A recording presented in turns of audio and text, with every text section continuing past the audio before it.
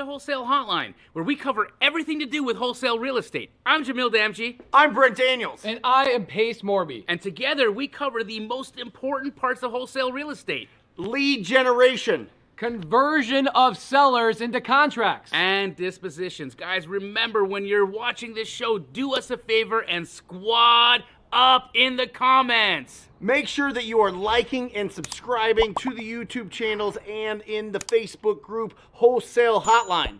Most important, we want to know we're doing a great job for you and helping you build your business. So go give us a review on iTunes and or Spotify. So squad up and enjoy the show.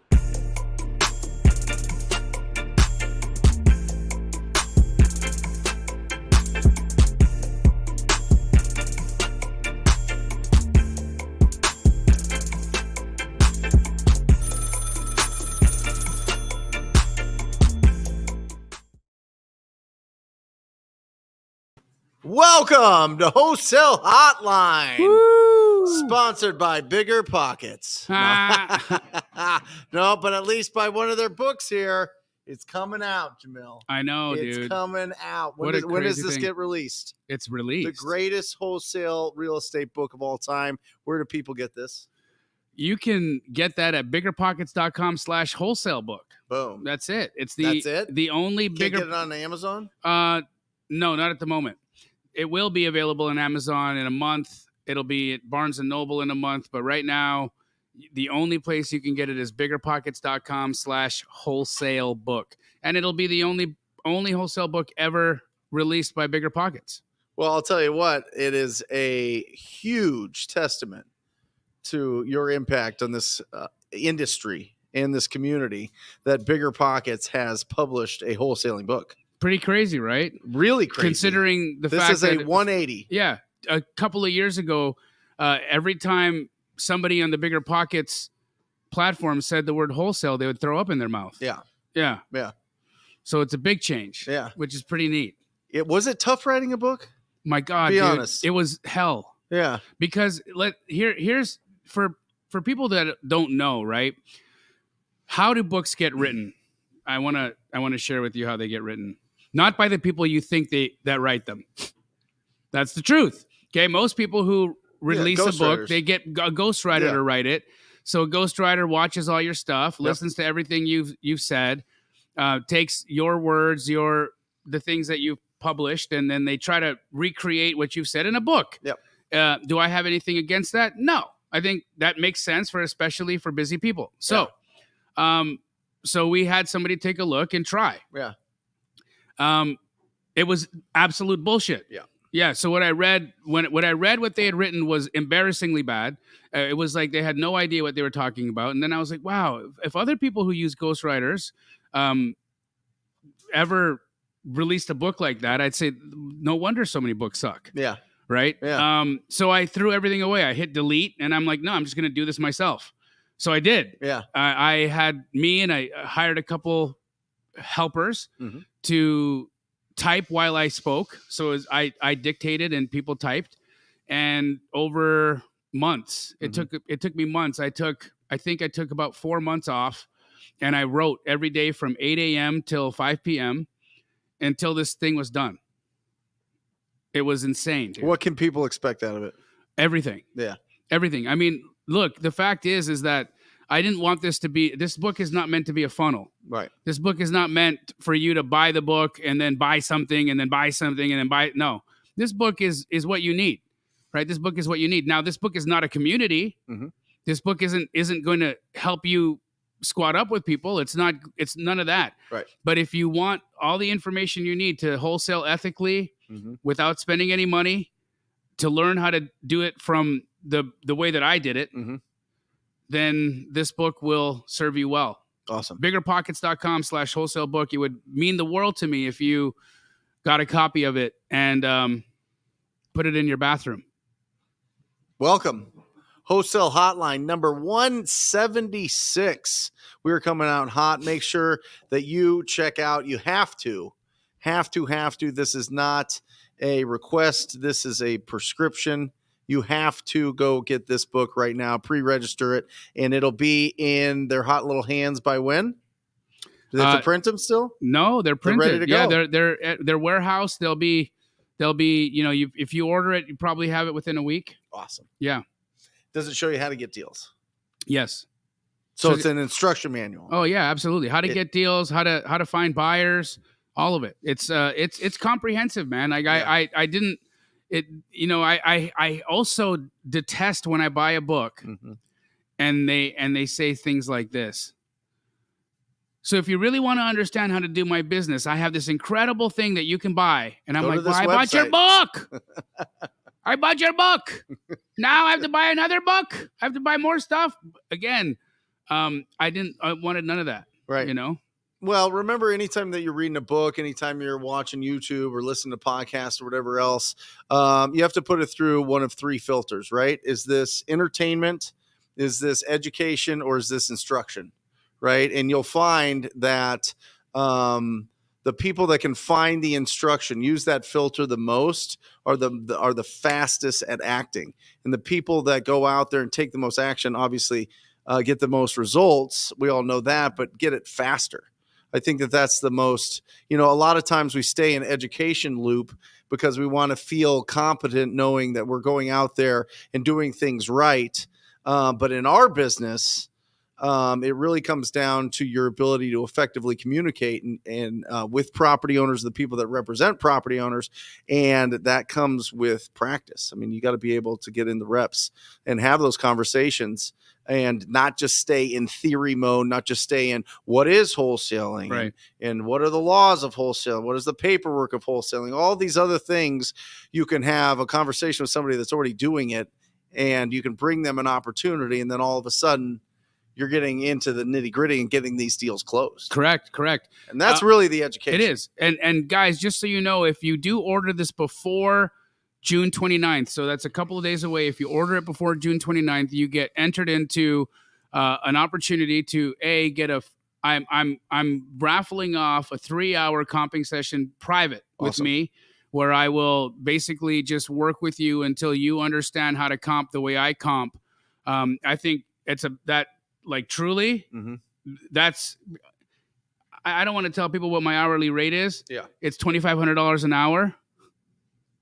So that's $7,500 worth of value. Okay. Secondly, I'm giving away an Astro Flipping mentorship package. Yeah. That includes the Astro Blaster AI. Awesome. So another $12,000 value there. So, I mean, somebody could literally come into this, buy this book for $24 and get entered to win around $20,000 worth of free. Awesome. Jingle jangles. Are you entered to win when you check out? Is that the type of thing? Yeah. Or do you have to go somewhere else to do it? No. I just want to get that out of the way. Your name is automatic. Your name is automatically entered. Awesome. Yeah. So anybody who purchases before the 29th of June, up to the 29th of June, your name is automatically entered. And you'll be randomly selected. Hey, there's a lot of people who have been messaging me saying, hey man, I really want to win. Wink, wink. I have nothing to do with it. I can't help you. Bigger Pockets is going to be making the selection. Awesome. They'll put the names in a randomizer and then somebody will win. That's how it'll work. Awesome. Yep. What was the first deal that you did here in Phoenix? Do you remember? My first ever deal in Phoenix? In Phoenix. Yeah, I remember it. Yeah. Yeah. It was a deal that I did in Glendale. Let's go down memory lane to that guy versus this guy. Incredible. So I'm living in Los Angeles. Yep. Okay. I had been trying to buy some short sales for our personal portfolio. My sister and I were buying like condominiums for like $25,000. And, it was what year was this? This is 2010. Oh, prime time. And, back in the day of short sales, what you would do is you would write like 100 offers because banks would reject 90% of the offers that they were receiving. Right. So they would see an offer. They'd be like, no. Okay. Yes to this one. And so you would just write a bunch of offers. You had to. That was the way that you would actually get something to stick. Yeah.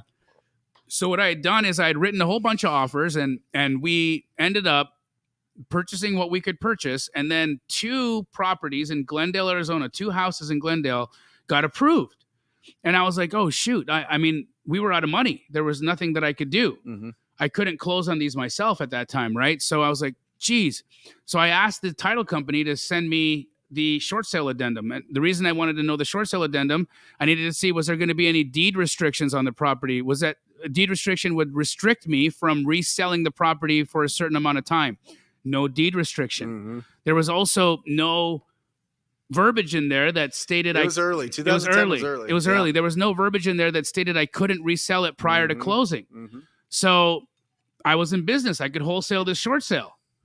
And that's what I did. So I go onto Craigslist and I write an ad and I'm like, hey, I have a house in Glendale, Arizona. It's an approved short sale. The approved price is $59,000. I have 2 of them approved at $59,000. I'm selling them for $69,000 each, so I'm adding $10,000 on each. I was very transparent, told what my cost was, what I'm selling for. I had mentioned that I'm going to be I at the word didn't even know what the word wholesale was. I was just selling my contract, right? Because wholesale didn't get introduced to me yet. Yeah. And 15 minutes after writing the ad, my phone rings. Yeah. And you know who called me? A guy named Tim Wynn. You know Tim? Of course. Tim calls me and he says, I looked at your ad to give me the addresses. He takes a drive. A few minutes later, calls me back and says, I'll take them both, but will you give me $1,000 off each? If I buy them both, can we do it for an $18,000 fee to you? I mean, listen, bro, I'm living in LA. I'm a comedian, which means I'm basically unemployed, right? And I just made $18,000 in 15 minutes, right? So I'm like, of course. He sends me a document. I'm like, ooh, what's an assignment? Because everything was different for me back in the day, right? Yeah. But I learned really quickly. I'm like, oh, this is how he's doing it. Okay, so I'm just going to assign this to him. Now he's going to be the contract holder. I got it. Called the title company. I'm like, hey, is this how it works? Do I need to know anything? Do I need any money? Is there anything I need to bring to the table? She's like, no, just the day this closes, you'll get money. Yeah. And that was it. It was like a reintroduction to the business model. And, lo and behold, I do those 2 deals and I make a decision then that I should probably look further into this wholesaling thing. Yeah. And see if I can reinvigorate my life and my finances. And, lo and behold, here we are today. I love it. Yeah. What's interesting is I talked to Evo. And Evo owns batch services, right? Batch skip tracing, batch leads, all that. Yep. And they had spent a good amount on on some sort of company that finds out how many wholesalers they think are in the country. Did I tell you about this? No. Yeah. So they came back with a number anywhere from 70,000 to 100,000 total, right? And I was thinking about that, and I was like, it seems like there's a lot more than that. But then I was thinking, I bet in 2010 there was 100. Yeah. Like not 100,000. No. There was 100. Very few. It just wasn't. It was called bird dogging. Yeah. Is what it was called. Yep. And people would get paid $200 to find investors deals that they made like $78,000 on or something. And I like bird dog. When I heard that word bird, I always thought bird dogging is when you had to take a poo, but you don't, and you're kind of like in between. Is that a Canadian thing? No, That's gotta be a Canadian thing. No, that's prairie dogging. I think turtling. I've heard turtling. I've heard turtling, but not bird dogging. That's I don't know that graphic. But that's how it starts. Yeah. I mean, that's how it starts. I mean, Yeah. you didn't have, you just were taking the paperwork and walking it through with the title companies and just trusting that these people were going to close. And really, this is how this whole concept of agent outrage for me started, because at the time, short sales were controlled by real estate agents. Right. REOs were controlled by real estate agents. Yeah. And it made sense to me. Yeah. If I wanted to put more short sales under contract, I had to connect with more agents. And so that's what led me. It wasn't like I had this, epiphany like, ooh, wait, this makes more sense. No, I didn't even know what direct to seller was at the time. Yeah. So I just went right to the real estate agents because they controlled everything. And then after that, I come to Phoenix and I'm like, I see all these bandit signs and all these people sending mail. And I'm like, wow, that's like brain damage. Like I just got all these agents just sending me stuff for free. I don't got to do any of this. And, you saw what ended up happening from that. So, and I think it was a serendipitous introduction for me. Yeah. And it's been incredible. The ride's been amazing. I'm grateful. I'm grateful to the community for embracing me, embracing Keegley and the model. You know, I have Slater over here, who was the medic on our television show Triple Digit Flip. Yeah. I also have our executive producer in house right now from Triple Digit Flip. Oddly enough, he used to be both our boss. And you know what happened? Slater was there every day and just, you know, doing a fantastic job as our medic. Yeah. But he would see what was going on at Keegley, and he's like, dude, I you know, he just ended up finding out he was going to be a dad. Awesome. And I know he really wanted to do something different for his family, right? Yeah. So that he could really make some strides. Yeah. And, you know, he was just at our mastermind this weekend, and he closed $40,000, you know, and this guy's, it's incredible. It's an incredible thing. So I think about, you know, the $18,000 I made in 2010 is now affecting thousands of people, changing thousands of lives, which will change tens of thousands of lives if you count all their kids. I mean, your kids are going to go to better schools, live in better neighborhoods, and have a completely different situation because of it. I look at Matthew Justice over here. He's early 20 years old, right? How much money did you make last month? 50 grand, right?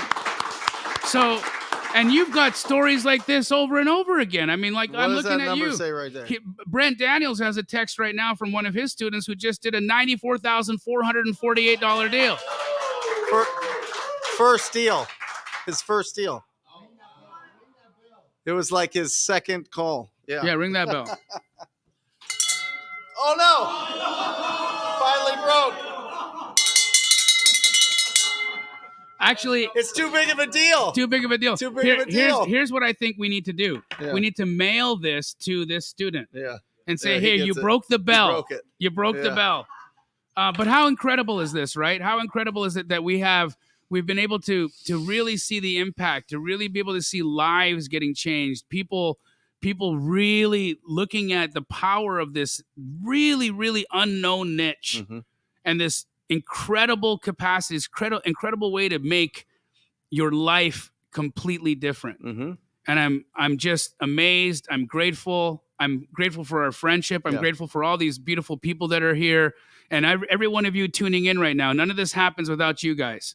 So just thank you so much for embracing us and caring and continuing to push forward, continuing to do the work and show up week after week. It means the world to us. Well, and it truly is the foundation of everything we want as a real estate entrepreneur. Starts with finding discounted properties. That's it. Doesn't matter if you're getting them from an agent or you're getting them directly from the property owner. That is the foundation. And then you can build out systems and replace yourself in that system, and then be able to go and use your excess proceeds to actually buy assets. You know, I see a lot of people get derailed real fast by buying rental property way too soon in this process. Correct. They have full-time jobs. They're trying to wholesale and they're trying to rental property. It's all over the place. It's a huge distraction. Why not just go find some really great deals, replace your income, go into this business full time, and then buy rental properties? I think the reason why people do that is because people's minds think, wait, I want wealth. Yes. And if I look at what wealthy people have, they have passive cash flow from rental properties that they own. Yep. Right. And I don't disagree with that. I think that you're right. That is wealth. True wealth is going to come from having passive cash flow and having hundreds of rentals that pay you hundreds of dollars every single month. But how do you get there? How do you get there? Because your 9-to-5 isn't going to get you there. It's not. You're never going to make enough money to buy more than one rental a year. If you're saving every dime, you'll never make enough money to buy more than one rental a year. And if one rental gives you an extra $500 or $1,000 a month, right? How many years does it take you to replace your income? Do you know what the average cash flow in a rental property, single family rental property is? Honestly, I think it's in under Phoenix, $500. $300. Yeah. It's close to 500 in the lower priced neighborhoods. Yep. But do you know what the average upkeep on a property is a year? Probably around 500. $5,000 a year. You're not getting cash flow, guys. You're not getting cash flow unless you're buying. And then if you are getting cash flow, you're not getting appreciation, right? So why not build a system and buy these properties so that you don't have so much debt on these properties. So it actually gives you cash flow to change your life. Right. Right. Again, wholesaling is one of the most incredible techniques that we can use. And it's not just beginner investors that do it. Yeah. Right. We've talked about this before, but I've been involved in a deal where D.R. Horton, a publicly traded national home builder, wholesaled a property that they bought from me. Mm-hmm. They wholesaled it. Mm-hmm. So every time I get a bonehead telling me, "Oh, you're a wholesaler," I think, what do you have against wholesaling? Like, what is? Well, yeah, it just means you don't have any money. I'm like, okay, well, want me to show you my bank account? Because I bet you I got more money than you, motherfucker. Yeah. And great rental. I mean, you have Of properties. course. I mean, there's just a better order to do it. I think the order is build an actual business and let that business buy your assets. Agreed. That's what it is. Agreed. But people want to buy assets before they have a business. And then it turns into the 85% of the deals that we all buy are from tired landlords. Okay. That's a fact. Across the board, these are people that had stars in their eyes and electricity in their bones, and they were going to buy these rental properties, or they were going to house hack, and they were going to do all these things, and now they're selling it to us for 50 cents on the dollar. Wow. Because they can't afford that $5,000 upkeep that you need per door that you own. I'm just telling you, I know a lot of people that have had significant financial problems by buying a bunch of rental properties. I understand. And developing properties. Yep. I mean, look at what we've been through. Yeah. Like, look at what we've been through in development as well, right? Yeah. So, anyhow, this is a blessing. We're all lucky to be here. We're all lucky to have this knowledge and to continue doing this. I just think it blends beautifully into the message that Bigger Pockets has about going and buying and building a really nice portfolio. Well, but you see the people that do it and do it quickly and do it in a really smart way are the people that find the deals first, build up a bank account, and then go buy the best properties in the best school districts. That's what really happens. Right. And then they sell those and buy apartments. Sell those, buy commercial. That's been since the United States government was formed to let us have property. I mean, that's been the code. You know what I mean? It has.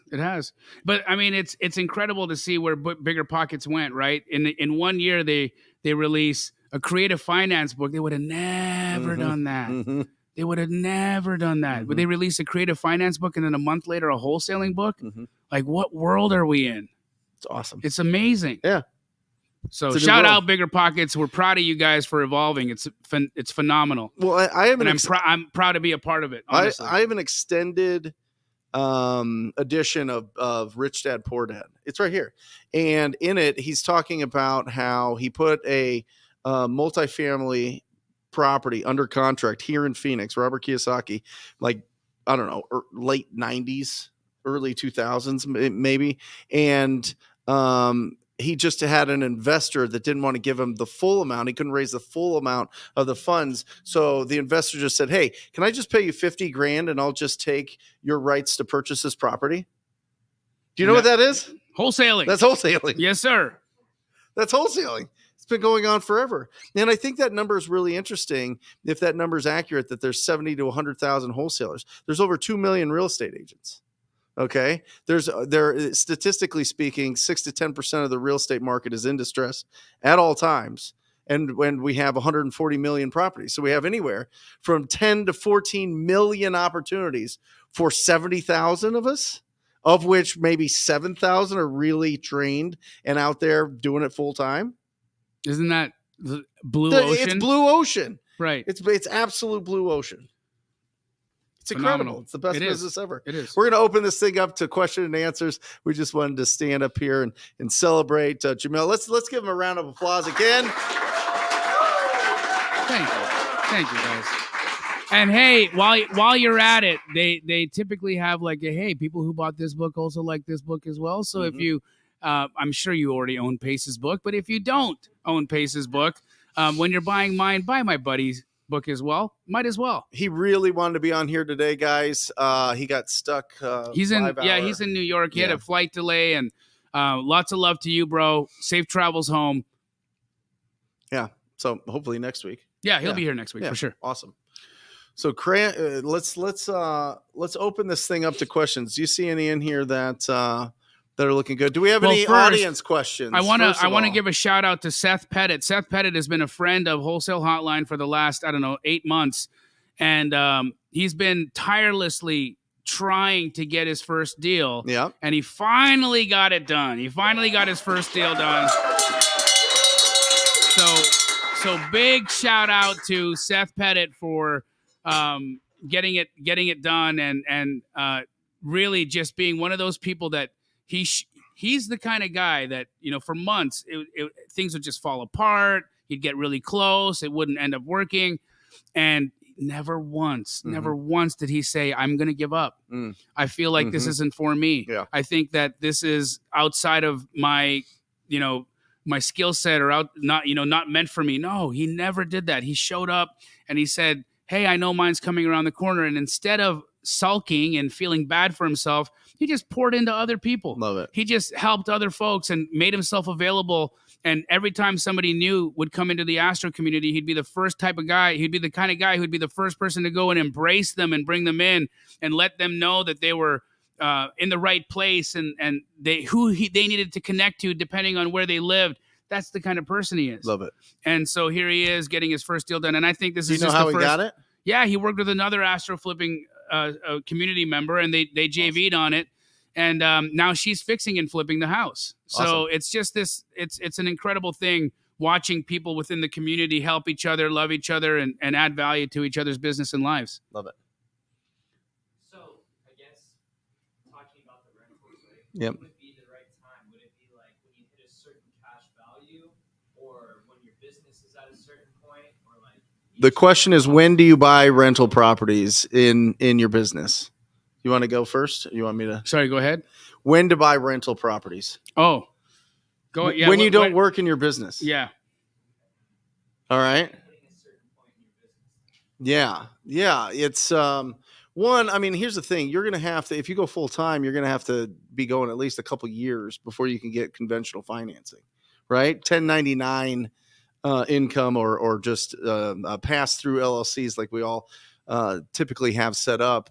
You have to show at least 2 years that you're a solid business owner, right? And then you actually have to pay yourself. That's the craziest thing. Craziest thing of all time is we go, oh, I'm going to create this business. I'm going to go out and make 60 grand a month, 50 grand a month, but I'm only going to pay myself 5 grand a month for my personal living expenses. I'm going to stay real lean. I'm going to pour it back into my business. That is so backwards. Take the money home. You want to know why? Because it makes you pay attention to your business. It makes you hungrier. It makes you want to grow that thing as big as possible. But if you're only personally taking home the $5,000, the $7,000, the $10,000 a month, the $2,000 for each partner, and you have a bank account that has 6 figures in it, you're going to waste that money. You're going to give it all back. You're going to give it all back. People go, well, then you'll just pay more in income tax. Yes. That is the rent we pay to live in this country. You're going to have to pay income tax. They're going to get you one way or another. They just will. So, take the money home, stay really interested in what you got going on, build an unbelievable business, and be a magnet for really great talent out there, and then start looking around. A rental portfolio is its own business. And I see a lot of people trying to build several businesses at the same time, and they don't go anywhere. And I have this conversation with people at meetup groups, and I say, how's business? Same conversation I had with you as soon as you came in. Oh, it's great. Yeah? What are you doing? Well, I'm getting ready to get started, to get going on this thing sometime, but I'm looking at this rental property and I'm trying to do this deal over here, and nothing happens. Nothing happens because there's no focus. If you focus on finding unbelievable deals, you're going to find unbelievable deals. And then when you build a whole system for that, you can pull yourself out. Now you've got all day long and you're like, what do I do with myself all day? You go on vacation for 2 weeks, or you go travel to Europe for 90 days. And then you go, oh, well, I've got a lot of potential still inside me, and I still want to go out there and be useful to the world. What am I going to do now? Then you go buy your properties. You know what I'm saying? Because I'm telling you, once you own those properties, I don't care if you get a property manager, somebody's going to call you. somebody's going to call you at times when you want to be chilling. You know what I mean? And if you've been you've been white knuckling all week, building your business, doing everything, and then you got to go and deal with renters or whatever else, you're gonna burn out. Yep. And it's the people that last the longest in this business that make all the money. That's why there's things called tired landlords. It's exhausting. When would you buy rental properties? So I had started buying rental properties when we were picking them up during the Great Recession, if you want to call it that. Yep. So we started, and I had a really good run there, right? We bought 42 units of a 84 unit building here in Phoenix, Arizona. Mm-hmm. I paid $25,000 a door up to $42,000 a door for them. Mm-hmm. I took an exit on the entire pack of 42 at $200,000 a door. Mm-hmm. So I did pretty damn good. Yeah. Right. They were great rentals. They were paying me $3,000 a month in cash flow. And so, when I looked at it, I was like, well, there's a few $1 million on the table because my sister and I split that, but it was phenomenal. It was great. It was great rents at the time. But here was the thing, right? Like Brent said, it was a lot of work, even though they were Airbnbs. And for the most part, people would be there for a short amount of time. It was still a tremendous amount of work. It was still a tremendous amount of involvement on our end. It was good involvement. We made a ton of money, but when the opportunity came for me to take an exit, I took the exit. Yeah. Right. It was on to other things. And so I just started buying rental properties again. Cash though. And now I'm buying luxury properties in cash. The goal is, what affords you that cash though? Wholesaling, building a business. Yes. Right. Yeah. I was saying it today. I was doing a challenge today, and somebody was like, "How much does this bag of milk even make wholesaling?" And they called you a bag of milk. Yeah. One. Is that a Canadian thing? I don't know. One dude. I'm inserting the bag of milk part. This one guy said, "Hey, Jamil, great job on the fitness. You look like you've lost a lot of weight." And then another guy underneath that said, "What are you talking about? That guy looks like he's built like a bag of milk." And I was like, fuck, that was one of the best ones I've ever heard. But it was great. That's a great diss. So kudos to you. But anyways, I forgot my train of thought. I'm so stuck in that bag of milk comment. Rental properties. Oh yeah, building a business. So I was talking about the wholesale business, right? Real estate. I was talking about my wholesale business, and last year we did $38 million. Come on. In assignment fees. Come on. And so then someone was like, yeah, okay. Well, how much of that was profit? 18.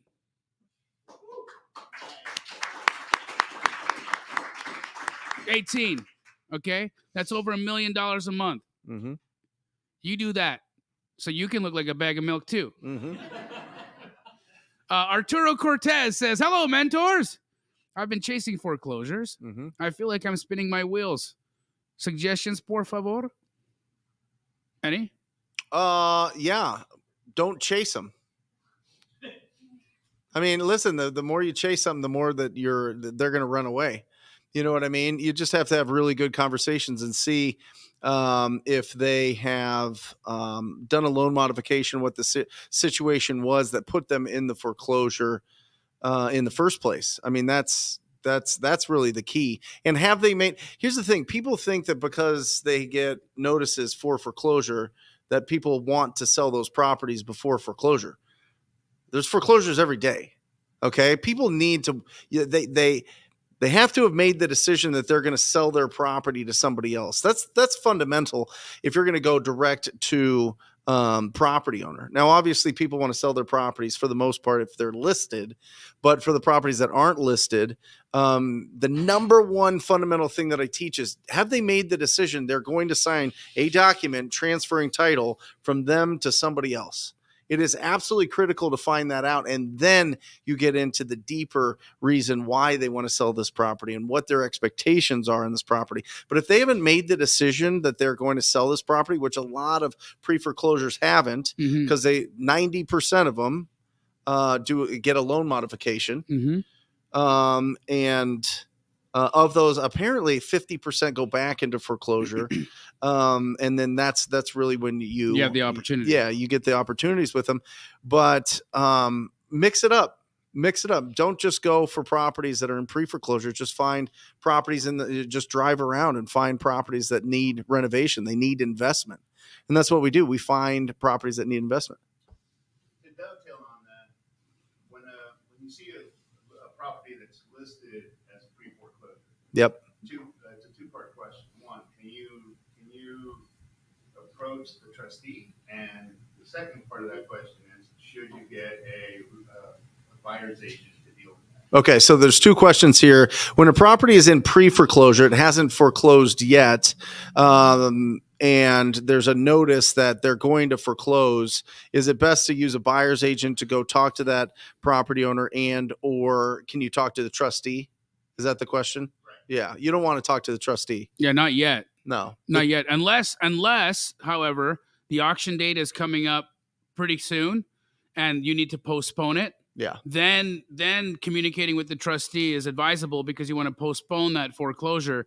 I would absolutely check out Laura Morby's YouTube channel. She's an Awesome. incredible resource when it comes to working with pre-foreclosures and how to accomplish that in a way that will help a seller out. She's got a ton of content about it, so check her out. But that's the only time you want to get the trustee involved, at least in my knowledge. Yeah. And then beyond that, no. Why put a buyer's? My advice all the time, working with a buyer's agent, unless it's their listing. Okay, a buyer's agent is going to add friction to your deal. They're not going to understand what you're doing. They're not going to go the extra mile for it, especially if we're talking about a pre-foreclosure deal. This is probably going to be a house that's a lower price point, that's not going to be listing ready. So you're essentially saying to somebody, hey, I want you to go out and work on my behalf. Real estate agents don't necessarily want to do that. And the ones who will agree to do that won't do it anyways.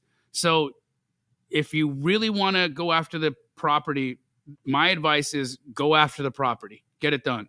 There's no need for you to insert a real estate agent in there. Who's going to pay the agent? Ultimately, it's not going to come from the seller's proceeds because they're in foreclosure.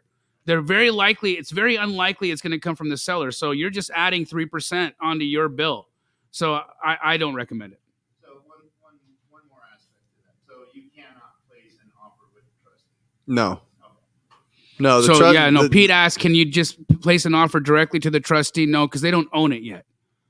The homeowner is still the person in pre-foreclosure. At that point, it's an argument. Yep. Okay. Awesome. I like Abdul's question. Yeah. Is there any company that'll go out and take pictures for my virtual deals? We find a ton of people on Facebook Marketplace and or Craigslist. Do you have any? Yeah, I've been using TaskRabbit. Cool. TaskRabbit is a great because it's like there's no company that has people just.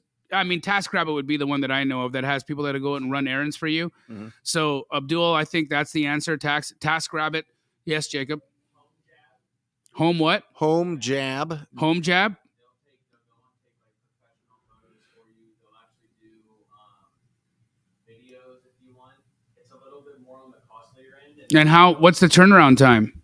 Pretty quickly, I think. Can you place the order today and have them back today or by in the morning even? Yeah.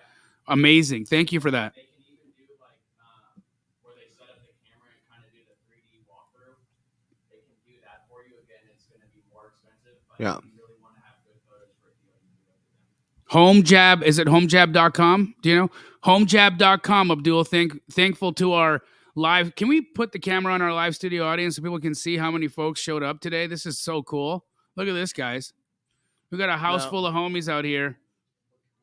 Nope, not so much. All right. We made it up. It's just a laugh track. Yeah, nobody's here. Nobody's here. Yeah, on their website it says get pictures, photos, or 3D renderings within 24 hours. Cool. What's the cost of property, Jam? Starts at $165. $165. Cool. Awesome. So there you go, Abdul.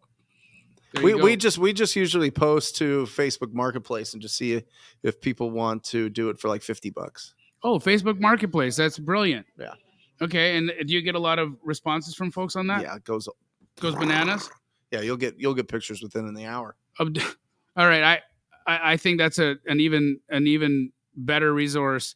If you're going to do Facebook business, Marketplace. yeah. If you're going to do business in an area, it's always good to, have a couple different people go out and take pictures, and then pick the ones that are the best, and then stay in contact with whoever took those pictures. Yeah. Love it. And we give them a sheet. Yep. Stand here. Don't just stand. Yeah. Don't just take pictures real close. Yeah. Put the camera here. Yeah. Take the pictures. Take an angle of the picture, not straight on. It's great. Get into the corner of the property, take a shot so there you can see the yard, the whole thing. Yeah. Yeah. Yep. And then they do a video. Beautiful. Tim Turner asked, what would you do if you told an agent not to put you on a drip list and they put you on a drip list anyways? Well, this is one of the 12 agent traps that I talk about. If you guys haven't seen the 12 agent traps, send me a DM and I'm happy to send them to you. The 12 agent traps are interesting ways that agents take what you say and not listen to you, right? So one of the 12 agent traps is getting put on a drip list. And this is when you call an agent and you say, hey, I'm looking for something that hasn't been listed yet, that's in original condition or needing work. And can you send me anything that you've got? And then they're like, sure. And then they just put you on an MLS drip. So for those of you who don't understand what Tim's asking about, that's what that is. I use it as an opportunity to call the agent back. Yep.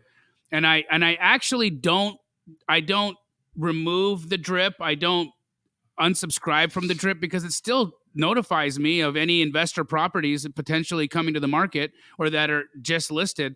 But I will call the agent and let them know that I'm disqualifying them from participating in any of those houses if I contract them myself. Yeah. I just say, hey, I think there was a misunderstanding. I asked if you had anything coming on the market that wasn't listed yet, that's in original condition or needing work, and it seems that you've sent me up on a drip campaign of listed properties. Just so you know, I do this full time. I spend my entire life looking at houses, and I'm on the MLS every day. So I've already got people scraping the MLS from me. I'm already looking myself. So this doesn't necessarily help me. But I'm wondering, do you have anything off market that I can see? Yeah. And they say, oh, sorry, my mistake. I'll keep an eye out for you. And that's when I say, okay, cool. I'll keep following up. But now I've just got a free lead source, right? But I make sure I call that agent and disqualify them from thinking that I'm going to write any offers through them because they didn't get the assignment right. If you don't get the assignment right, you don't get any grades. You don't get good grades for getting the answer wrong. It's not how it works.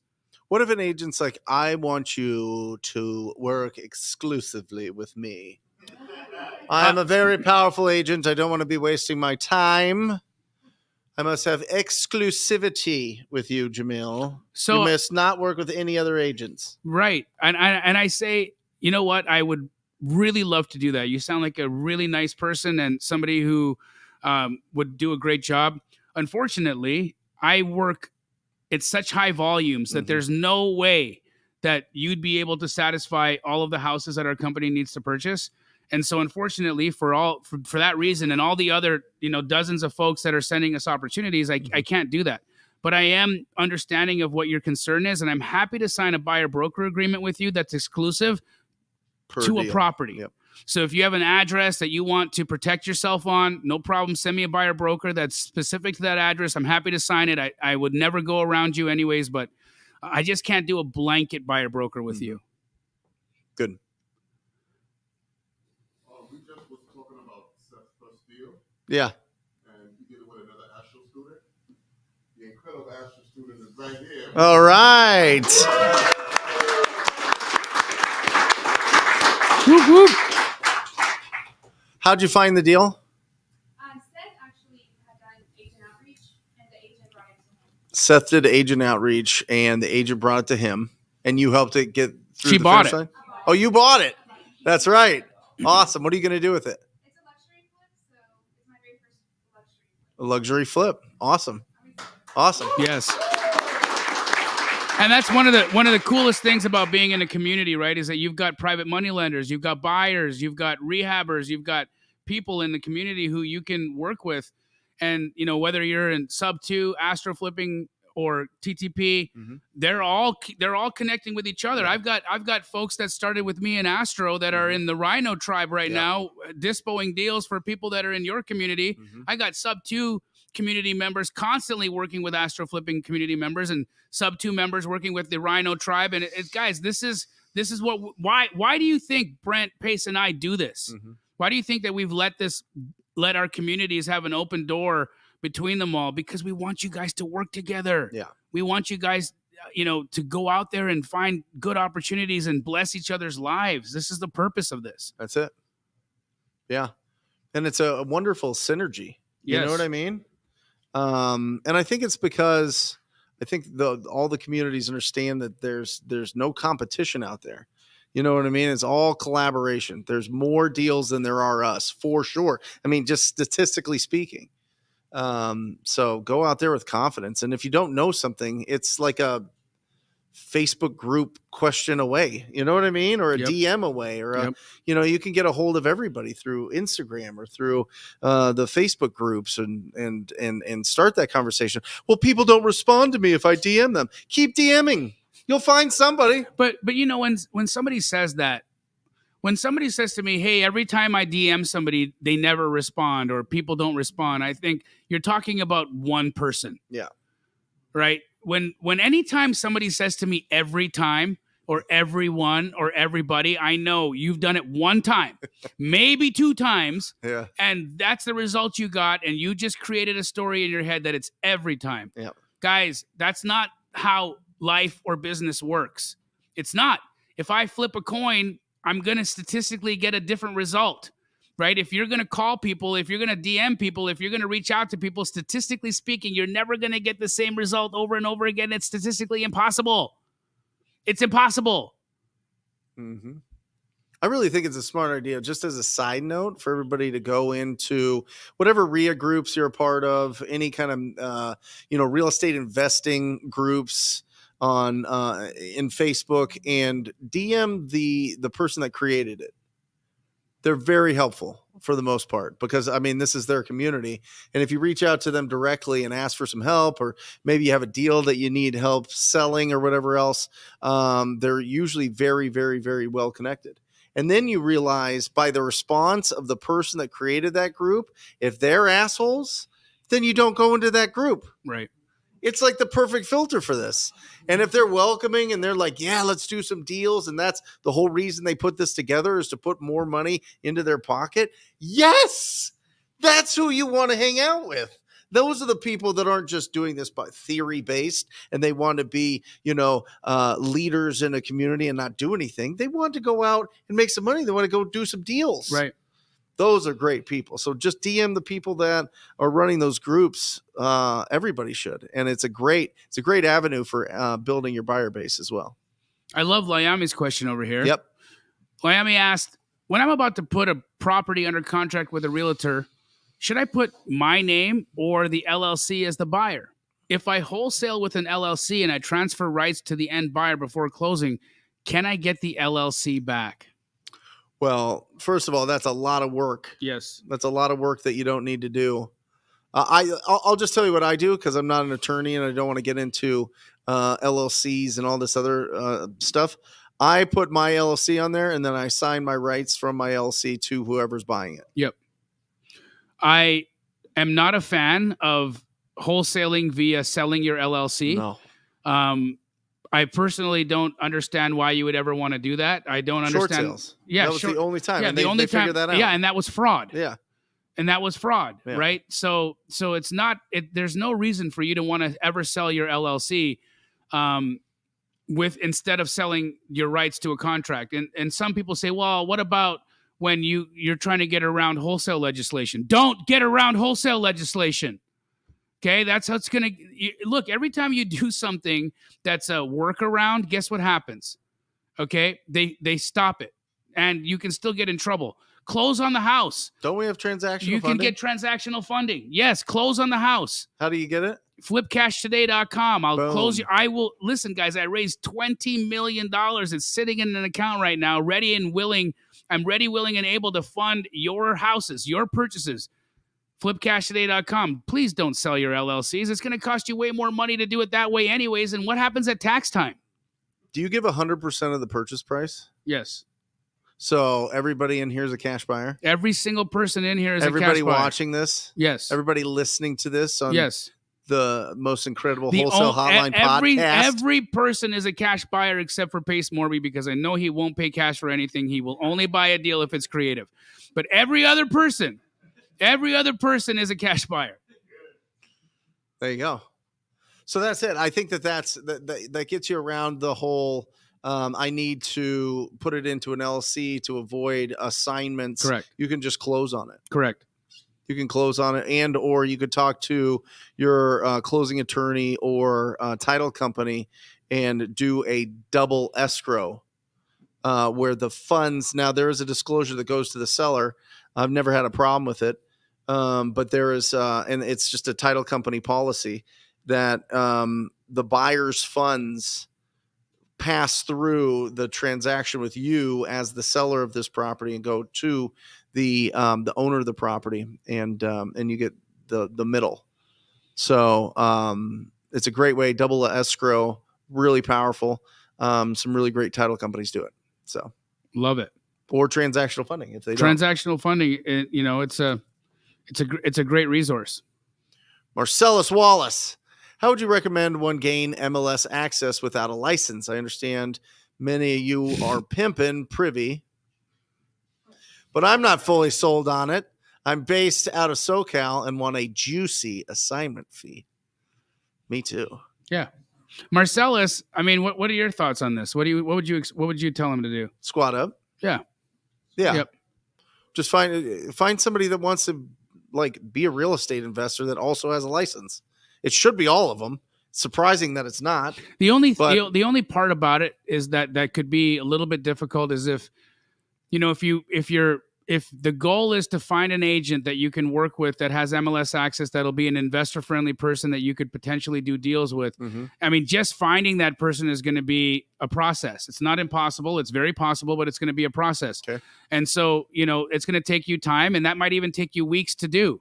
Right. So you got to ask yourself the question, Marcellus, what is your time worth? That's the question I ask myself all the time. Right. Whenever I get to these situations where I'm like, should I spend the money or shouldn't I spend the money? Then I look at what is the time saving? Does it make more sense for me to do this myself and just pay, or should I do this myself and save money, or should I write the check and have somebody else do it for me so it gets done quicker? And so, you've got to ask yourself, Marcellus, is your time worth less than the $97 a month that it costs you for your subscription to Privy? And if your time is worth less than that, then go ahead and do it the hard way. Privy's not everywhere.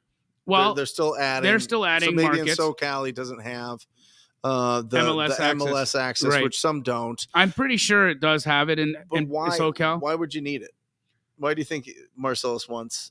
I think he wants to be able to see what good opportunities are coming to the market. Why not Zillow?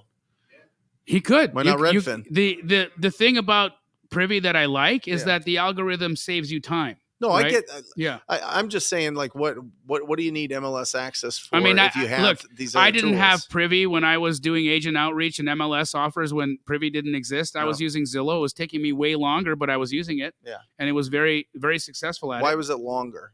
Because I have to look at every house. You mean the comping? Well, I got to look at everything that got listed today, and then I got to determine what's a potential deal by eyeballing it. Then I have to comp them all and really determine.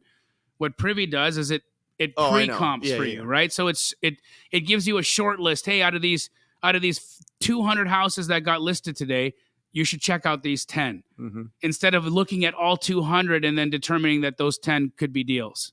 So that's the time savings there, bro. Juicy assignment. I think every deal in SoCal is a juicy assignment fee. So here's don't one worry for about you, that. brother. Nathan, Mr. TTP, what does your follow-up system look like for those who don't answer and they go to a voicemail? So Chad, my acquisition manager, does this live 2 hours a day, calls our leads. He does the lead follow-up for our community, and people watch them and do lead calls themselves. But he'll triple tap anybody that doesn't answer. Call, no answer. Call, no answer. Call, no answer. Boom, boom, boom. And it is shocking how many people pick up on the third time. Yeah. Or even the second. Yeah, Right? it is shocking. And then from there, we leave a voicemail and then we'll text. That's it. I mean, you don't have to overthink it, but yeah, we'll call them 3 times back to back to back. And usually they answer. And if they don't, then they weren't going to anyway. How much do you spend monthly on marketing for just your wholesale company? I was spending about 25 grand. And that was for my callers, my texters and my texting platform and skip tracing and all that stuff. And that was awesome. But this year I've added 20 grand in TV ads for more brand building and interesting exposure that I've gotten from it. And I'm now at 25 grand in pay-per-click. And so we've reduced, I think we've only got, we're about there. So what is that? 70,000. We're going to probably be at 70,000 towards the end of this month. Yeah, I think in July, we'll get to 70,000. Yeah.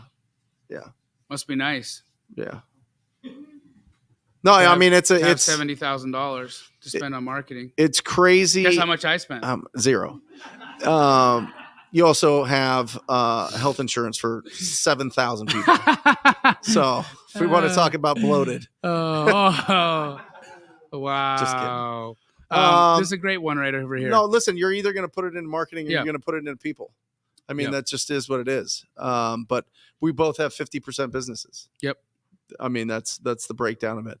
And so I know that I can do, I know what my capacity is with 4 people. If I brought on more people to really grow that, there'd have to be significant more leads to justify that. So I pay my people really well and pay myself really well. Is there a point there? The question gets asked often, right? Because you've got some pretty talented people on your team. Is there a point where the spend that you increase, like, say you're going to spend $70K and that's going to return you what, 200? Well, you don't want to spend anything that doesn't give you a 1 to 4. 1 to 4. Yeah. So 70 should give you. Yeah, but it's all 90 days. So I'm not looking at the 70 as like it will hit this year, but it's more like I want to get to a $5 million business in the next 3 years. You know what I mean? So it's a long game. So it's a much longer game. I want to make sure that I understand pay-per-click. You know, we got Jesse, who used to work before you in a totally different capacity, but then he went and worked for Google for years. And I grabbed him from Google, and it's been phenomenal for our pay-per-click. And so just learning that game. I mean, it's my acquisition managers have been like through like a lot of rough leads, right? Yeah. Through texting and through calling and through all of these, and they're just longer term. When somebody calls you and they're like, I have this terrible house, will you come buy it? It's like the greatest day ever in this business. It really is. And so I want to transition. I still always want to be proactive, but I'm now at the point where I'm willing to invest into some of these other marketing because 1, I think pay-per-click is going to be powerful for a long time. And 2, I think building a brand locally is important to me. So we're doing the TV ads, and the TV's not wildly, it's not a great return at this point. We spent 30 and we've made 100. That's great. But it's not 1 to 4, and you got to be real careful. 1 to 4 should be the minimum because, but you're also you're building a big brand. And I think, even though you're 1 to 3, right, I would say the 25% that you're not getting from like PPC or whatever, it's like you're on television, you know what I mean? Which is another whole world of exposure and brand building. So I think that, even though you're not getting 4 to 1, you're getting incredible exposure, brand recognition, and I think that's pretty cool. Yeah. It's you start out, if you don't have the money to be able to invest into people calling you, you have to call them. Right. The way that we both started. Yep. And you have a company that is actively proactive all the time. You know what I mean? You guys are calling up everybody and building those relationships, not only with the cash buyers, but with all the other investors and wholesalers and real estate agents in town. Right. So it's just it's two different strategies to get to the same point. Yours is much better. I was giving him shit about the size of his team and the things that come along with that, but you guys have like an unbelievable loyalty in your company. Yeah, people love working with you guys. Working for you guys. We don't have a lot of turnover. Well, you guys and health insurance, Yeah. dental insurance, job security, job growth, like all those things. It's. But you have partners, and I didn't want partners. Right. Right. No, it's funny in the mastermind that I did this weekend, we talked a lot about what do you want? Do you want something that looks like this operation that I have on the other side of these doors? Yeah. Are you trying to build a company with over 100 people in it? Does this make sense to you? Right. Or does it make more sense to you to have a small team, to keep it really lean, to keep it super flexible, right? Because again, you look at a guy like Slater over here. He can make $60,000, $70,000, $80,000 in a month, and he's got a couple of people on his team. Yeah. His overhead is low. He offices at my office. It was less than like $2,000. Yeah, it's incredible, right? So like his overhead is, and so he can be way more profitable than me. Looking at that, I mean, look at your overhead versus income. I'm nowhere near those ratios, right? So there's something to be said about having a really small, really lean team that's just continuing to excel. But my question for you was, at scale, do things break? Because like, what happens if you can't send your top guy out? What if it's now your B team? What if it's your bench team? Because you spend so much money now. You got the guy who should be on the bench going out there trying to close a deal. And all of a sudden that scale doesn't work anymore, right? Because you're not your top talent is busy. Yep. So that's something to think about as well. I like MJJ Smooth Criminal said, "Hey, Brent and Jamil, in 2023, Zillow is still a good source for FSBOs." Sure. Yeah. I mean, I don't like FSBOs. Right. I think that's probably the most unmotivated lead that you can find. Right? You mean the owner that just makes up whatever value? She's like, "Hey, I'm going to put my house on for $1 gajillion. Let's see if somebody..." It's like, like somebody in our neighborhoods that isn't renovated puts it on for ARV or more, you know? So I don't know necessarily if because look at the mentality of somebody who lists for sale by owner, right? They're thinking, hey, I want to list my house. I can do better than a real estate agent. I don't want anybody else to make money on this. And also I want to determine what the price is, and I don't want the market to tell me what it really is. So, do I think that you're spinning your tires? Yes. Personally, I wouldn't waste a lot of time calling FSBOs on Zillow, but I have done a couple of deals from FSBOs on Zillow. In my over 6,000 plus wholesale deals that I've done, I think I've done 3 from Zillow. Well, FSBOs. and go after the ugly ones. You go after the ones that need investment. You're not going to go after the one that, they just put in new quartz countertops and, just made a new Scandinavian design inside of it with beautiful woodwork. No, you go for the property that somebody has smoked cigarettes in there for 17,000 years. You know what I mean? You go for the one that has, 15 cats, the ones that, they don't come up that often in FSBOs. But listen, talk to people. I mean, you never know. They might have another property that they want to sell that you didn't even know about or that they just inherited. So I think, the more that you talk to property owners, I know, the more that you talk to them, the more opportunities you're going to find. But the more that you talk to people that have personal problems with their properties, the more discounts you'll find. That's the nature of this business. Dante, Brent, you said it will take 20 hours to get a deal, but will take 3 months. Can you elaborate on that? Yes. 20 hours of having conversations will build up a pipeline of opportunities that will be fruitful in 90 days. Because when you talk to somebody for the first time, typically they're not like, come over and take this house from me. I'll sell it for whatever. They're like, you know what? I got to wait for my tenant to get out of that property. I'm waiting for the probate to be finished. I want to make sure that I get all my personal property out of this property. I got to find a place to live. I mean, there's different, hurdles to get to the finish line when you're reaching out and just calling somebody. But 20 hours of having conversations to filter down and have to talk to enough people that are going to actually do business with you. That's the average. Yeah. Bro, this Swayam. I gotta shout this man out. Astro student here, Swayam, says he's closing his third deal. He just joined Astro, by the way, this Wednesday.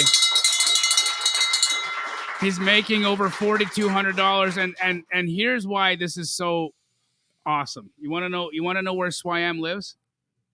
Where? In India. Come on. In India. Love it. And he's 17 years old. I love it. And so he's sitting there. He's virtual. He's crushing it. He doesn't let being from a different culture stop him. He doesn't let he's fluent in English, but of course he has an accent. Yeah. Right. Doesn't let that bug him. He's confident. He learned what he needed to learn, and he smashes on the phones. Mm-hmm. Getting his third deal done. The guy's been with us for like a month, and he's making $4,200. You got no excuse. None. Swayam, congratulations, man! Everybody in here, give him a shout.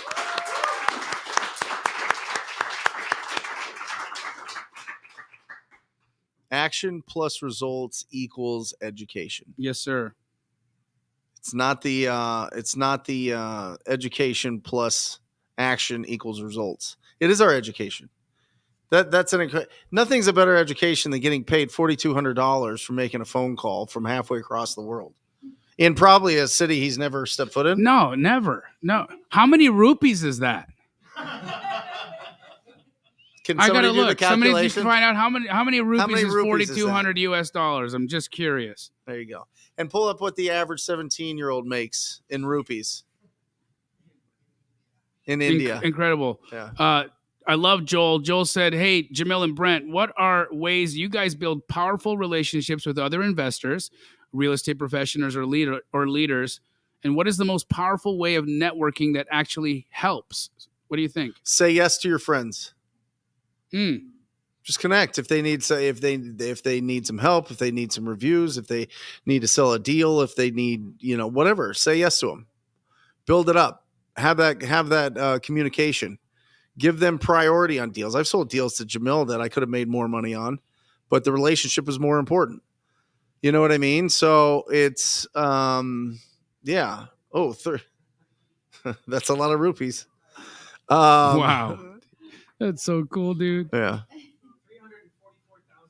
That's right. No, it's 3,000,000 No, it's three. He just put the. Oh, you got the wrong comma. Okay, 345,000 rupees. That's so crazy. What can you buy with 345,000 rupees? Anyone know? A girlfriend.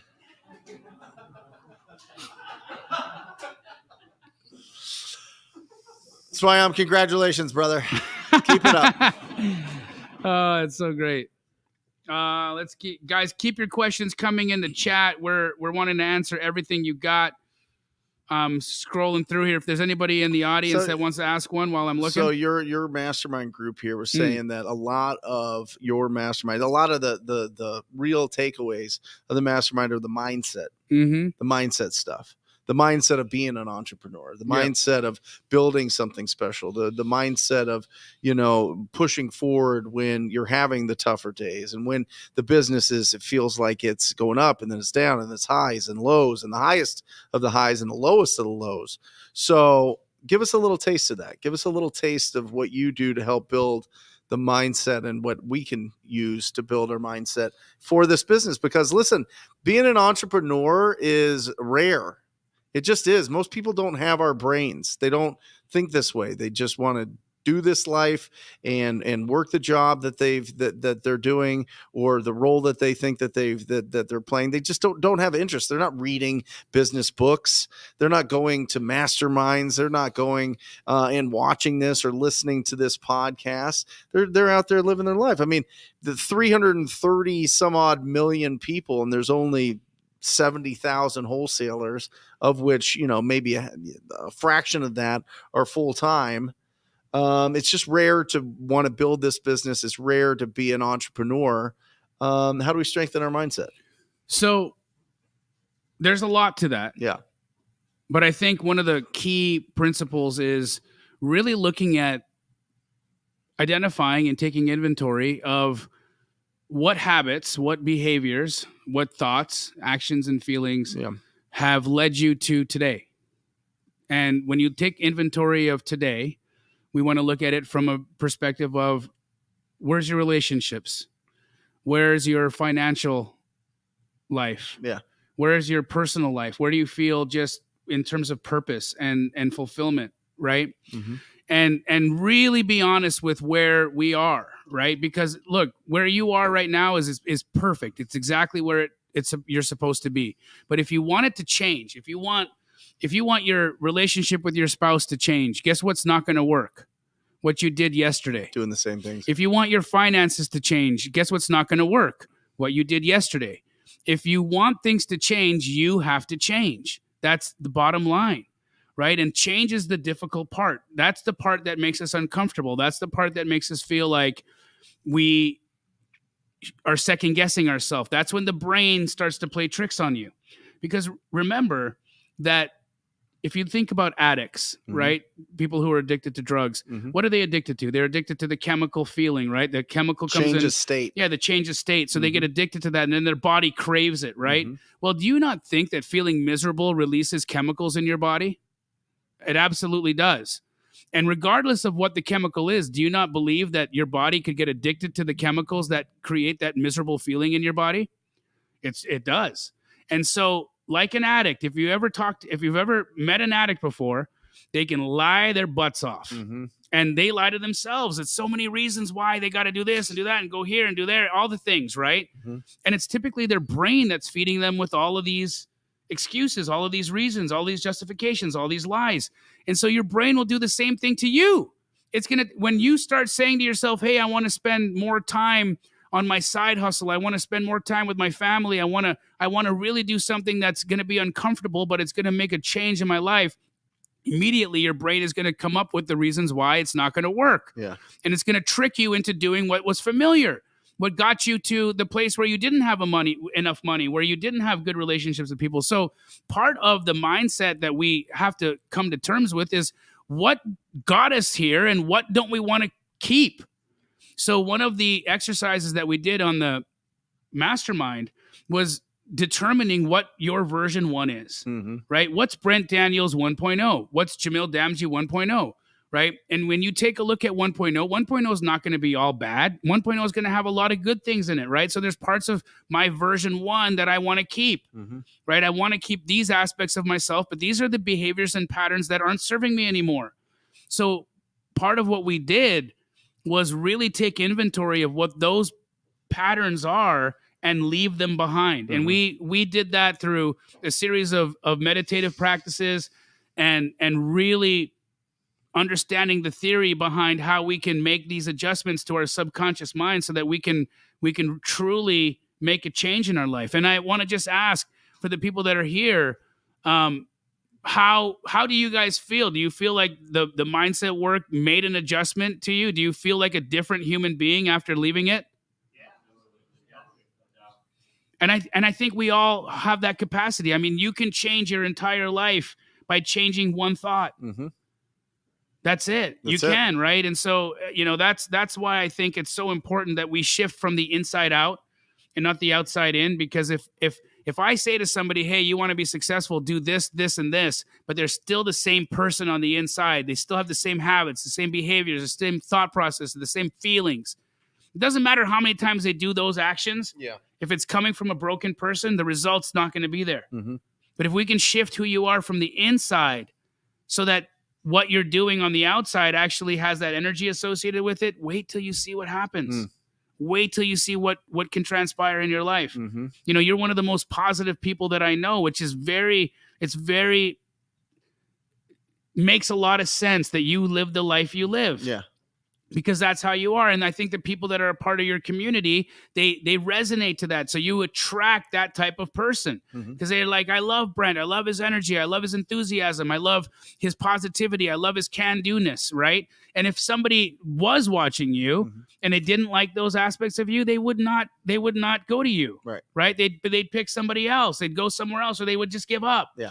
And so I think that you inherently have these aspects about you. And then if you can help people really dial those in and amplify them, then you can really affect some incredible change. Yeah. And you do that in your crew, and I do that with this crew, and Pace does that with his crew. And it was something that Robert Allen said to Pace, actually, when we traveled out to Key West, and Pace and Robert got to meet. Pace was sharing the story with me. And Robert had said to Pace, if I could go back and change things, what I would have done is I would have spent less time on the techniques. I would have spent less time telling people what to do and, how to have these phone calls and how to have these conversations and the meat and potatoes and nitty gritty of the technique. And I would have spent 100% more time on affecting people's minds. He says, I would have had so much more impact. And he had a lot of impact, but he thinks he would have had so much more impact if he could have adjusted how people thought. Yeah. And I think that's real. And that eliminates self-doubt? It can. Yeah. But again, dude, this is the other part, right? Listen, I'm at the apex of the industry in my life, right? I have self-doubt. Sure. Right? Yeah. I get asked this all the time. What do I do when I feel like an imposter? I'm like, I don't know. I feel like an imposter sometimes too. We're human beings. Yeah. You're not going to wake up every day feeling like the top of the world. Some days you're going to wake up in a bad way. You're just going to be moody. Something's going to go wrong. And you're going to have to work yourself out of that. Don't ever think that there's some magic pill, some magic thing that you can do that's going to change who you are in an instant. This is daily work. It's daily work. I was watching the Arnold Schwarzenegger documentary on Netflix, and his dad's biggest thing was be useful. Yeah. Right? To really build that confidence in yourself and to really serve, really be useful. I thought that was really powerful. You know what I mean? And who are we useful to? We're useful to people that have personal problems with their properties. Right. And the more that we're able to do that, the more that we can really just be able to create a real business and to get the experience that we need to. And I think that if you're being useful, it's hard to have self-doubt when you feel useful. Right. You know what I mean? So I think that just fundamentally, that's really, really, really powerful. And I think that people get a lot more fulfillment from that because, you can succeed and there's literally, a blueprint on what to do to succeed. You talk to enough people that own ugly properties or the people that represent them, you will win. You'll be a millionaire. You'll be a multimillionaire. You'll do whatever you want financially if you build a business around that. But are you fulfilled? Right? Yep. There is success and then there's fulfillment, and fulfillment comes with contribution. You know what I mean? Serving other people. That's it. Yep. That is what it is. You know what I mean? And I think a lot of people hit that roadblock where they're like, I just need to do a deal so that I can change my life. And I hear other people and see other people, and I'm, comparison's the thief of joy, but it's also the seed of greatness and all this other things. And then you go and you're so worried about the end result that you don't let the cause lead to the effect, which is who can I go out there and serve today? Right. Amy Van Slambrook. What a cool picture. Name. And what a picture. Yes. She said, how can I partner with Keegley Jamil? I've contacted the local office and I've had no response. Amy, send me a DM. People's information changes sometimes. Sometimes their reps are no longer there. It depends on if you're trying to contact a franchise or a corporate office. I would love to help direct you. Send me a DM, Amy, and I'm happy to open a door and make a connection for you. Awesome. Brent, can I ask you a question? Yeah. Do you implement any daily prayer or meditation into your life? Every day. What do you do? Pray. Yeah, that's my meditation. Yep. A lot of it's gratitude. Yes. A lot of Yes. that. because I was just, I'm, my family, Yeah. my friends, my background. I mean, absolutely incredible. My mom was my dad's secretary at Honeywell here locally, and I was 2 years old, and my biological dad left to party. He loved partying. And so my dad stepped in and adopted me at 2 years old, and my life has been absolutely incredible. And we grew up in the church, in the Catholic Church, and I just I don't know. It's been a part of my life for as long as I can remember, and it just makes you feel great. I honestly don't go to church and be like, okay, like they're kind of dressed like wizards, you know what I mean? Like the Catholic Church, you know what I mean? It's kind of like, there's tradition to it and everything there that I get into, but I just feel good there. You know what I mean? I feel that's the same feeling that I get when I pray and have gratitude, and that's really my meditation. Yeah. Is it's just being wildly thankful for what I have. And what different path my life could have gone down, but you never know. Yeah. You know what I mean? You were saying it. We're here where we should be. Exactly. Now, if we want changes, change is difficult. Change is tough. Change means something different. And when you're trying to change something and build something and it's exciting, you're going to deal with the challenges. You're going to deal with the doubts. You're going to deal with, we call it the 3Ds, the doubt, disappointment, and distraction. And so it's your ability to be around great people that help you get through all that. And so, that's my meditation. That's Well the put. longest answer Well to put. that question. But yeah, I do. It's Yeah. a lot of gratitude. It's a lot of gratitude. And then if I want to have like a strategy session about business, I'll just take a pad of paper, and here I'll write my problem at the top, and I'll just go and write as many answers as I can to whatever that issue is. And that's something I learned from Earl Nightingale. And incredible. If you haven't listened to The Strangest Secret, Oh, incredible. it's an incredible 30 minutes that you can just listen to on YouTube or anywhere. And it's really, really, really powerful. But I went down the rabbit hole of a lot of his training in college and just out of college.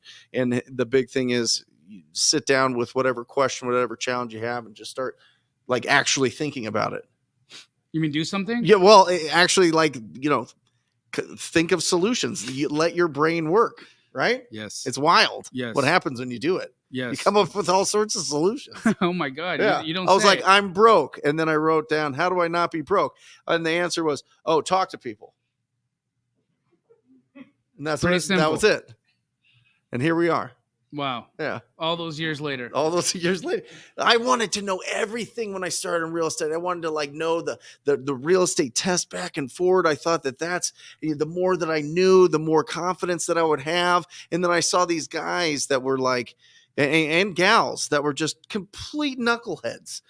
They didn't know anything. They could barely fill out a purchase agreement, running laps around me financially because they were just no fear going out there, knocking doors and holding open houses, cold calling people all day long. And I was like, what is happening here? And I'm just like pontificating on how I can go and find income. I had never had a job before. I was just like, I don't know how people make money. And then you realize, you don't have to. And that's why I say the dumbest people make the most money. And I don't mean like lowest IQ. I just mean that you just don't get in your own way. Yeah. You don't question, everything. overthink everything, right? Yeah. That's the problem. Yeah. Raymond asked, hey, Jamil, what's the first step to joining your team? And Raymond, I would say the first step to joining my team is squat up with somebody in the chat. Don't worry about joining my team. Make your team. Make your team. There are people in the chat right now who want to work with you, brother. They do. They want to add value to you. They want to help you with a buy price. They want to show you how to comp. They want to do business with you. I've got, over 150 Astro flippers that are in the chat right now that want to hang out, that want to do deals with you. Reach out with them, connect to them. And connecting to this community is what's going to connect you to me. Straight up. Yeah. Awesome. Do you guys put out like LinkedIn notifications or something when you guys are hiring for Keegley Corporate? Yeah, we Indeed, and we've got full-time HR people in the office. That's right. So yeah, I mean, are you guys looking for anybody? We're always You guys looking good? for people. Yeah, we're always looking for people. Keegley's constantly growing. And if that was the question, Raymond, if you're looking for a job, send me a DM if there's a Keegley franchise, or if there's a position in my corporate store that would make sense for you. I'm happy to send you the information on how you can apply to that. But I don't think you're watching Wholesale Hotline so you can get a job. Right. I don't. I think you're watching Wholesale Hotline so you can leave your job. So why leave your job to find another? Do people go into your company with the intention of like really understanding it to be able to own a franchise themselves? Yeah, someday, that happens all the time, right? I mean, Slater sits in an office full of ex-Keegley employees who own franchises now. Yeah. And that's what they do. They learn the ropes through having a job at Keegley, and then said, okay, let's be partners instead of the employee-employer relationship, and we're happy to do that. Yeah. It's the path to entrepreneurship with the guardrails on. I think it's amazing. I mean, Yeah. I would look if somebody's local here and you're really interested in being around and in an incredible company and environment.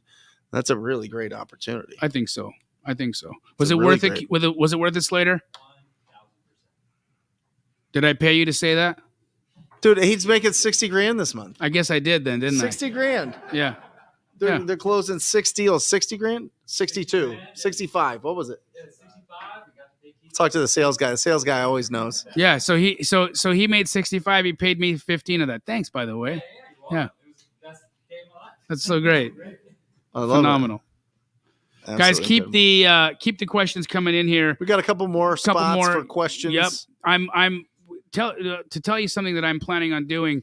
I did a meditation every day of the mastermind, day 1, day 2, day 3. And how many of you guys would be interested in if I made like an album of them? Be awesome. Yeah.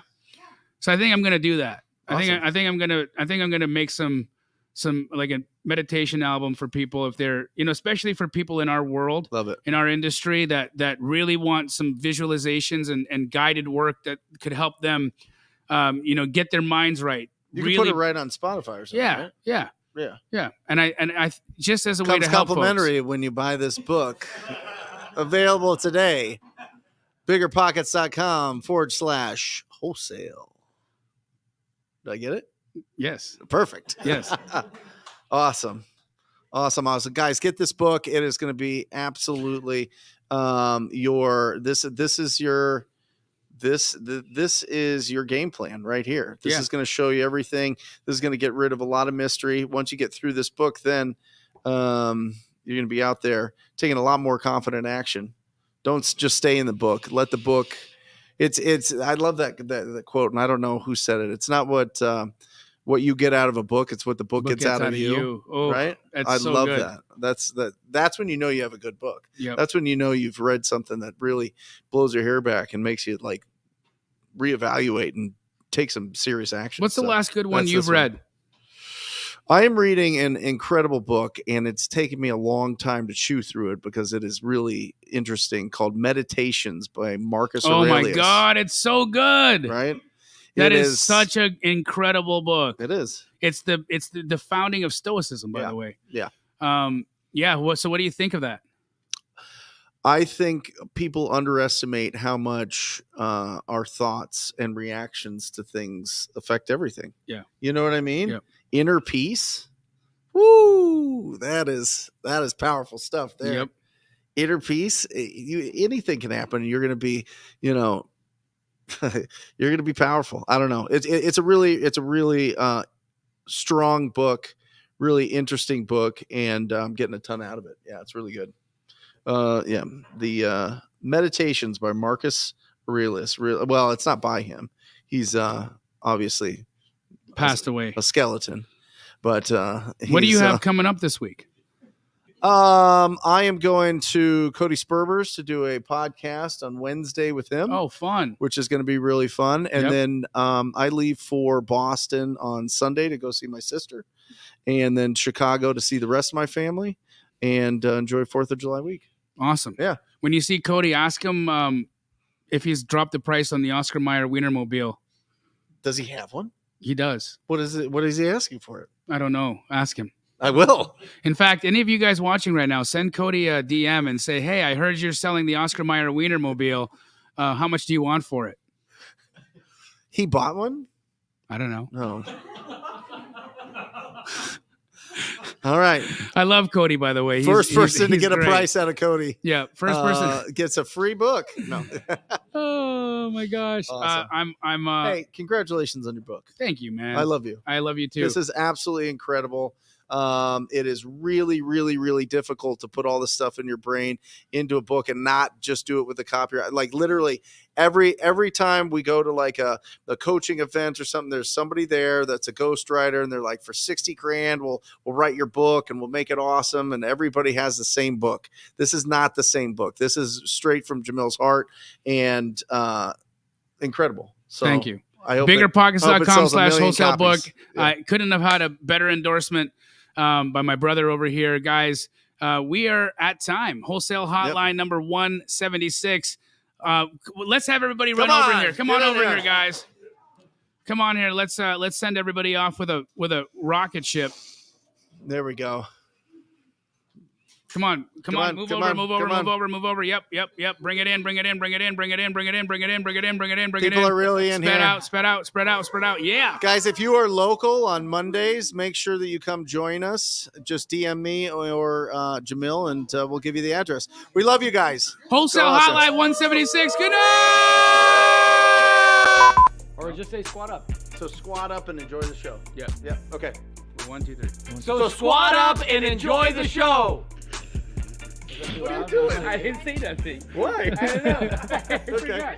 So squat up and enjoy the show. Cool. I think we should use the one where Jamil doesn't say anything.